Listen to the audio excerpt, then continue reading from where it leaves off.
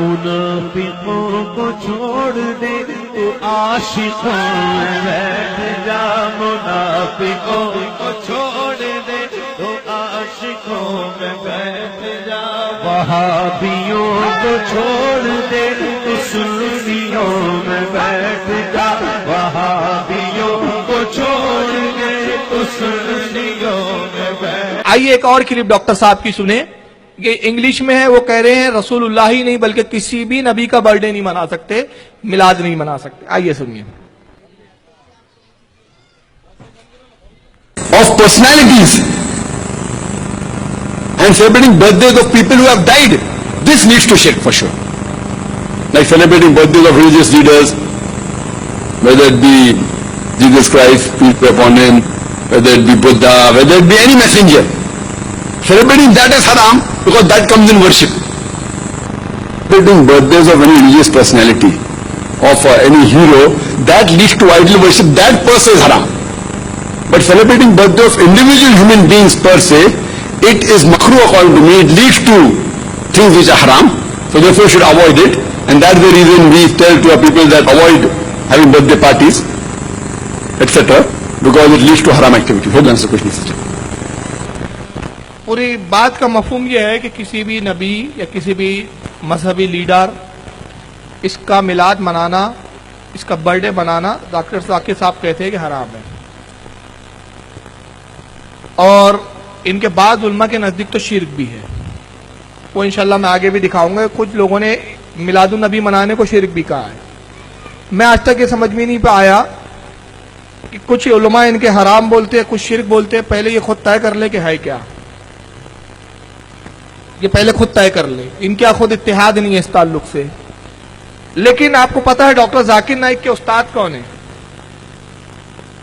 بتائیے، معلوم ہے آپ میں سے کسی کو؟ یار آپ کے بامبے کی شخصیت ہے، آپ نہیں جانتے، میں ناگپور والا اتنی ڈیٹیل رکھتا ہوں ان کے بارے میں۔ احمد دیدت، چلیے کچھ بچے تو بیٹھے ہیں ماشاءاللہ جن کو پتا ہے۔ احمد دیدت انتقال ہو گیا، مر چکے ہیں۔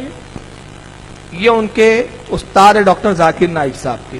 ڈاکٹر ذاکر نے کئی اسپیچوں میں خود اقرار کیا کہ احمد دیدت سے میں نے ڈیبیٹ کرنے کے طریقے سیکھے، ان کی میں نے شاگردی قبول کی اور ان کے ساتھ کئی سال رہا، ان سے سیکھا پڑھا، سب کچھ میں نے انہی سے حاصل کیا۔ ڈاکٹر ذاکر صاحب ابھی کہہ رہے تھے میلاد منانا حرام ہے، جائز نہیں ہے، اسلام کے خلاف ہے۔ آئیے احمد دیدت خود کیا کہتے ہیں اس بارے میں ذرا سن لیں۔ To give me the evidence from the Quran and Sunnah. I hope it. You are great, my son. You see, when I said that Happy Christmas, Happy New Year, that doesn't mean, what is Christmas?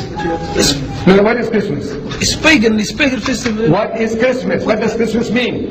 It means the birth of Christ. Yeah, the birth. Right. Birth of our Nabi we celebrate. Don't we? We don't celebrate. Yes. We don't. Mawlud? No, we don't celebrate. That is bid'ah. That is bid'ah. We don't celebrate.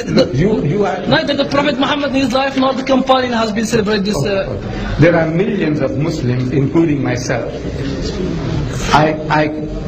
I don't mind having a birthday celebration of the Prophet.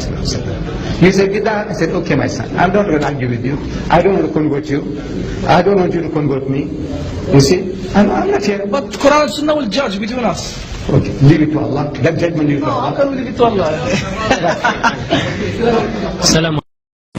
Ahmad دیدت صاحب کہہ رہے ہیں، وہ جو پوچھ رہا ہے وہ کہہ رہے ہیں کہ برتھ ڈے منانا، رسول اللہ کا میلاد منانا تو بدعت ہے۔